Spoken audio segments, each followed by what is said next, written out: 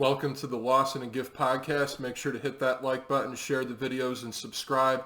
We're on to Week 9 Vegas spread picks. Giff, I'm really ready for this week. I think there is 2 money picks that I circled that I think are easy money. And make sure you hit the like button, share the video, subscribe. You're the reason why we're growing. And I'll just say I certainly hope I hit more than this week, because I hit one game last week, and that's not too good. Well, last week, I did have a feeling last week would be very, very treacherous, Giff. And it was. And with that, we'll start with San Fran -9 at Arizona. Everyone knows I love the points. I've made income. I've paid bills with always taking the points, especially when it's over 6 or 7.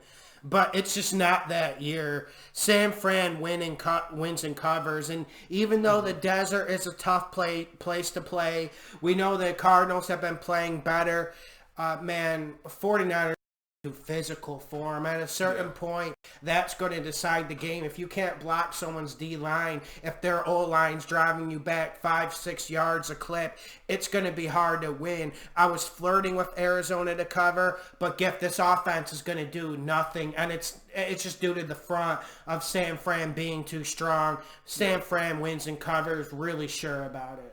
Yeah, I got San Fran to win and cover as well, and I had to scribble out Arizona because really San Fran sold me. That D-line, if they're going to play that good, that tenacious, and they're going to contain Kyler Murray, and we know that they like to do plays like sweeps and get the ball moving around, misdirection, but if San Fran's D-line contains that with the defensive end play, Arizona's not going to be able to do anything. So with that, we'll jump to Houston -2 at Jacksonville. Yeah, I got a really surprise pick. I got Jacksonville to win in the cover. I almost flirted with Oakland for the upset. We both cashed in with them to cover, but I think a true upset happens here. We have to remember this game is in London, and no team performs better in London than the Jacksonville Jaguars. Yeah. And when you look at this game, though, you do get a little bit worried because you have Deshaun Watson. You have those thoroughbreds on the outside that he can slang it to. But I think Jacksonville's defense does just enough. But I think the difference is in the running attacks. I think Jacksonville runs this ball better. That's why I'm going with a very surprising pick of the Jacksonville Jaguars. I'm going with the Jags too, and really not because of their offense, but because of the defense, as you said. And something that's, kind of went under the radar in that Jets game, even though it was against the Jets that are playing really bad right now offensively, the D-line for Jacksonville is starting to find their rhythm.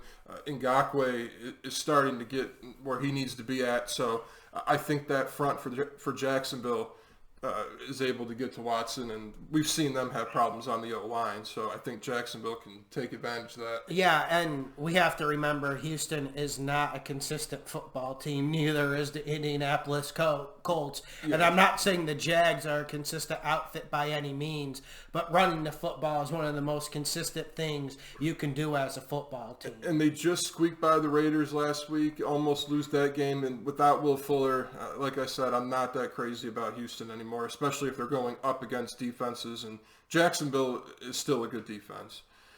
And with that, we'll move to Washington +10 at Buffalo. Money, money, money!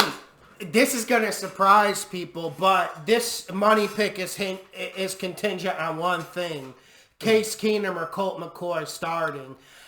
If either of them start, I have the Redskins in a money pick to cover, man. And I know I don't really want you guys putting resources on teams like Miami, Washington, or the Bengals.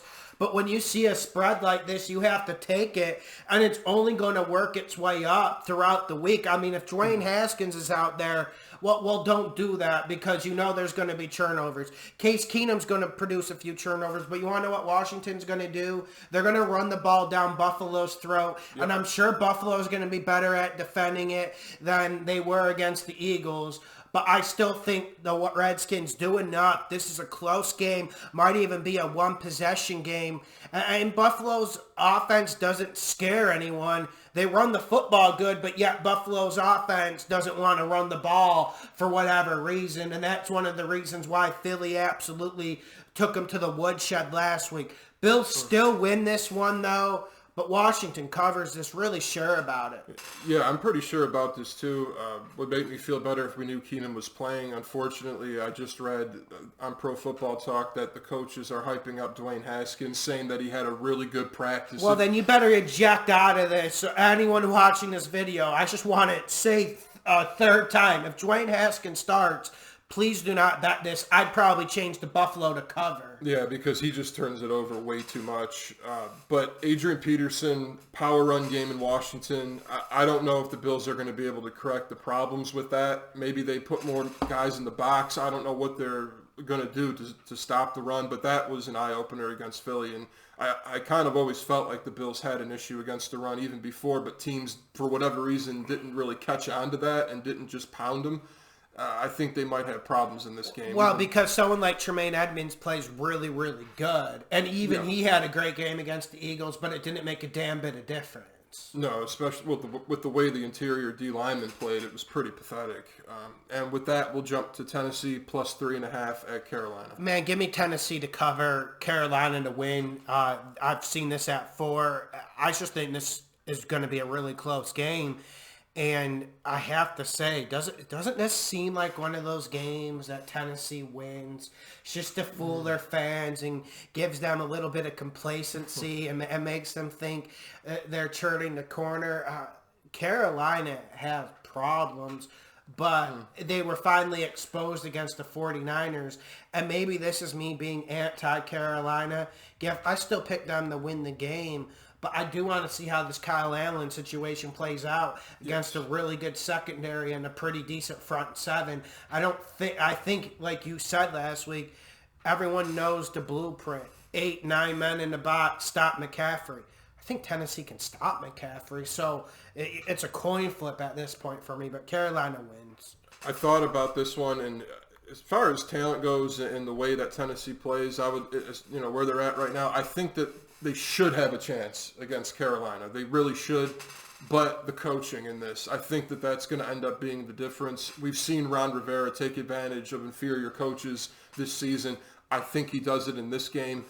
And that Carolina defense, though, there's games where they really do surprise me. Obviously not last week, but they, especially at home, they play stout against the run. They play really tight in coverage.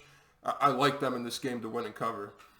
And with that, we'll jump to Chicago plus 5.5 at Philadelphia. Yeah, I absolutely love Chicago to cover. And especially if you get this at 5.5. I love them to cover, Gift, because this defense is going to come out. They're going to enforce their will against a Philadelphia Eagles team that isn't too consistent. I still have the Eagles to win this game, but very, very reluctantly. I watched every single snap of that Bills game, and while I was impressed with the Eagles a little bit, it still didn't answer all of my questions. And Giff, everyone knows I had the Bears at 7 wins. Okay, I know they're bad. I know Trubisky's trash. I'm getting sick of seeing Matt Nagy's bald ass wearing a visor. It's like, why wear a visor when you're bald? It doesn't make much sense. Or when you're indoors. But, Gift, I think they do enough here to cover. I really like to cover. Philly wins late. This is a tough one for me. I got Chicago to cover as well, Philly to win. Obviously, the Bears' defense is going to play a big part in this. Doesn't look like Deshaun Jackson's going to play again, so I think Philly is going to be limited offensively. I don't think they run it like they did against Buffalo. And no discredit to Buffalo, but are they really that dominant? Are they a great team? I mean, you're right. I can't take much from that. And either. People think you're a Bills homer too, but you always know what the Bills are. Yeah, and I'm pretty disappointed with them right now, and I'm not that impressed with that Eagles victory. But the only reason why I'm skeptical about going with Chicago is that offense. I mean, it looks like they're starting to run the ball a little bit better. We'll see if that continues, but the quarterback play is so bad for Chicago, I can't feel comfortable. But here's the thing: when you play the Philadelphia Eagles defense, you can throw it, you can pass it, you can do just about anything you want. So that's true. And I don't think there'll be 35 mile per hour, 40 mile per hour winds at Philly. So I do think the Bears get a little something going. And the more I talk about it, when you said that 5.5, it makes this very tempting to me. Yeah, and of the defense too, for Chicago, I do expect them to hold their own in this game. I don't expect much from Philadelphia offensively. Unless Nagy's lost his team, though. I mean, you can possible. never rule that out, especially some of the way he's conducting himself in the media. Like, he's trying to be passive-aggressive with reporters. You know, I don't like reporters. I don't really like the media either. But it just seems like lame and desperate to me. And maybe this defense won't respond anymore. Maybe they are emotionally tired of watching Mitch Trubisky play football. But I've been tired of watching him play for 3 years, and I'm not even a Bears fan. Well, they're emotionally tired, too, from the way they've been losing. Yeah. You know, you lose in a field goal type game like that, but knowing you could have done more offensively. And I can't really blame Nagy, though, because there's not really much he can do. He can't throw Trubisky under the bus because the higher-ups probably told him he can't. So he's really stuck in between a rock and a hard spot. But we'll see where this the defense is at this week. And with that, we'll briefly talk about Minnesota at KC. We're waiting for the line because they're teasing that Mahomes is going to play, but I don't think he plays. But from everything I heard, he's not playing, right? I don't think so. And then if he doesn't play, you gotta love Minnesota in this one because Vegas respects Kansas. We'll do a separate video on this once the line breaks, but Vegas respects Kansas City so much. I'm thinking even if Pat Mahomes doesn't play, this is like Minnesota -3 on the road. Yeah, I could see that 3.5, 3 points. But yeah, I would like Minnesota in that case. Even a 4-point game, I would take Minnesota. If it got to be like a touchdown or something, I would probably stay away. And it won't be because they respect just Kansas City so much. And with that, we'll jump to the Jets -5.5 at Miami. This one, it's down to -3. It's down to -3 now. So I don't. This one was tough. And I was leaning towards Miami getting their first victory. But then I had to take a few deep breaths. I had to just take out some of the anger I had with Adam Gase. And this is Jets on a borderline money pick. I mean, dude, this Miami team, I'm not going to put money on it, of course. But this Miami team is so sparse. Even with a great start last night against the Steelers, it didn't make a damn bit of difference. Yeah. Whether it was Fitzpatrick turning the ball over or hitting a tight end right in the chest and popping up for an interception. There's just isn't enough talent on this team. And then, you know, we hear about how great Flores is. Did you see that blitz before the end of the first half where he pretty much just gave the Steelers like 50 yards? Give me the Jets to win in the cover on this one. I mean, I used to always say, well, Miami's going to get one, right? No, I think it's highly possible and highly probable they don't get one this year, and I think they want it that way. And I think you stay away from this game because Adam Gase probably lost the team. You know, the Le'Veon Bell trade rumors that we're seeing today, trading away Leonard Williams, the players gravitating towards Greg Williams. This is not looking good for the Jets, but it is Miami. They are the worst team in football. We can't forget that. Yeah. I got the Jets to win and cover. It's a different level of bad. It really is. And if Pittsburgh doesn't shoot themselves in the foot in the beginning of that game, that's a blowout right Yeah, I mean, Darnold's not going to look like Rudolph, okay? Rudolph was actually really, really confused. It was bad. Yeah. I was shocked at how bad it was early on in that game. And with that, we'll jump to the Colts, -1 at the Steelers. Man, I love this Pittsburgh defense. We've been saying it all year. We've been saying it before a football was snapped this year. But Kev, it's tough. This line, I gotta love it. I like Indy to get this done. Yeah. Although Indy's really, really inconsistent. But this one might be the toughest one on the board. But why doesn't Indy win this game? I guess that's what I was coming down to. Like, I see arguments why someone might take Pittsburgh, but no one really gave me a good reason why Indy won't win this one. Yeah, Steelers' defense being opportunistic, I don't see the Colts turning it over. They take care of the football pretty well. So you're right. I think as this game grinds itself out, the Colts are going to win this one probably by wearing down the Steelers' defense. Yeah. And obviously we can't trust Mason Rudolph. We saw that on Monday night. So I'm rolling with the Colts in that one too. And with that, we'll jump to Detroit +2 at Oakland. This one I feel like is tough. Money! Gift, this is not tough. This is a wounded Detroit Lion team coming into one of the hardest places to play in the NFL. Now, there are some problems with the Raiders. There are some things you need to worry about. I'll let everyone know if I do go forward with placing a bet, because I understand your caution, because these teams are evenly matched, and that's for sure. But you have to ask yourself, who's going to run the ball better? Oakland. Who's more physical? Right now, I'd say Oakland, even though Detroit should be more physical given the pieces they have on D-line.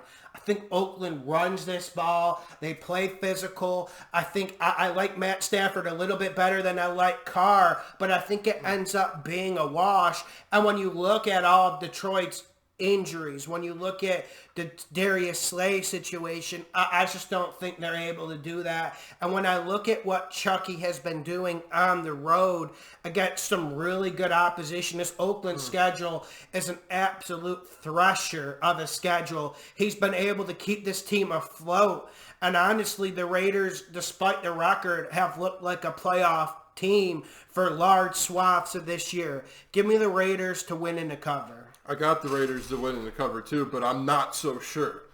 And I'll tell you why. It's because of the defense. And to me, and Detroit has done one thing well, and that's throw it to Marvin Jones, throw it through the air. Not much else good from Detroit offensively besides the passing attack, but that's what gets me worried about Oakland. I think going forward, they're going to be a competitive team, especially next year, but that defense right now for Oakland, I just feel is really bad. Well, and that's why we do these videos, Gift, because people have to find their certainty by themselves, and it helps a lot of people hearing us talk about it. And I actually, not to jump ahead too far, but I actually really like the over in this game. Why do you like the? Because I see points from both sides. I see, maybe not a shootout. I think both teams score in the 20s. I could see it being 27-24, and there goes the over. So I think that's smart. And the thing I want to watch from the Raiders though is red zone offense. That's really the only thing I'm concerned about. If Josh Jacobs isn't able to pound it in, is Carr going to be able to have enough dogs in that receiving core be able to catch balls? I think it improves. I was really, really worried about what happened against Green Bay. Like, they were within, like, the 15-yard line, like, 3 times, and they didn't get anything. If Oakland does that, I think they win this game. And I think this Detroit team is a Detroit team that doesn't play with a lot of pride or motivation. I can't disagree with you there, and you're right. I think that with Gruden, they'll have a little bit more positivity going into this game. Make sure you subscribe, hit the like button, share the videos, follow us on Instagram, NFL Podcast 101. And let's jump to Tampa plus 6.5 at Seattle. You go first. This one, I just hate this Seattle game. Yeah, I feel like this could go either way, mainly because it's just, okay, how many times is Jameis Winston going to turn the football over? That's what it really comes down to me. But I got Tampa to cover, Seattle to win. Tampa can be dangerous offensively. They have shown that they can run the football a little bit. Seattle's defense is a little bit vulnerable. Well, that's what my line of thinking is. I got Tampa to cover, Seattle to win. But these Seattle games are treacherous, and I think lower than Seattle about everyone. I think probably the highest of Russell America Wilson in this country, but I do think rather lowly of this team. I think this is a cover if Tampa Bay will stick to the principles. Run the rock, play action, get Ronald Jones involved, try to get Mike Evans more involved. And this Tampa defense, they got their problems, but I think they can match up, because when this defense goes bad, it's when teams have lots of options on the outside. Seattle's got one option on the outside. I think Bull steps up, stops this run, keeps Russell America Wilson in the pocket. I think this becomes a one-possession game, and I do think Seattle should be on upset watch, but Bruce Arians has to keep the morale up, because I saw that. You remember how I told everyone yesterday that I did feel like Tampa Bay got hoodwinked out of that game? They did, Gaff. They got a touchdown called back because a referee blew the whistle. Tampa keeps this really close. Yeah, and I do like the matchups with the receivers in this game, too. Godwin's been playing decent. I think he can get open in this game. And who really has been able to stop Mike Evans. I think he's able to get some stuff done too. And with that, we'll jump to Cleveland. That has gone to -3 at Denver. Yeah, get this at -2 though. You'll be able to get it even if you have to buy points back because this has to be a big bet. This has to be a big bet. We told everyone earlier this year, we only said one money pick on the Browns this year, and that was to cover against the Ravens. This is the second time. You can dip your hand back in the Cleveland Brown honey jar. Cleveland wins and covers. Brandon Allen, Joe Flacco, I don't really care. I know you've seen a lot of Brandon Allen. Brandon Allen is trash. Yes. This Denver team is trash. And you know what, Giff? If Freddie Kitchens doesn't let this train completely go off the track and explode, then this is going to be a win. They got to keep it simple, though. Run the rock. You don't want Von Miller getting 30, 40 pass rush attempts at you. You don't need any of that in your life. If the Browns win the game, if the Browns run the ball, I see no reasons why they can't win this game.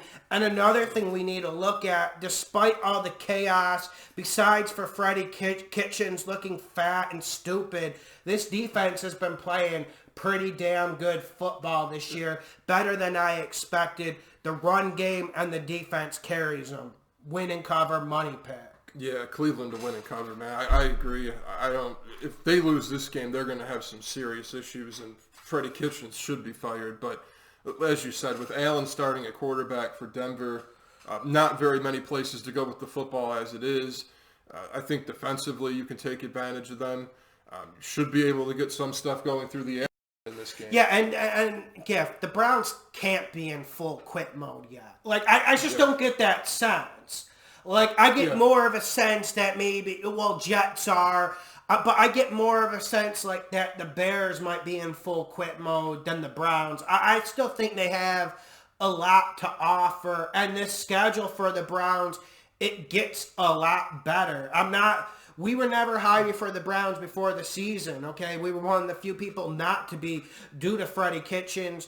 Greg Williams should have got this job, but with that being said, they got some cupcakes coming back, and this would be a perfect game to get some momentum. I mean, if they had like Green Bay, Minnesota, Saints, Patriots after this, I would say, okay, they might have quit already, but look at who they got after this Denver team. They're going to be ready to play.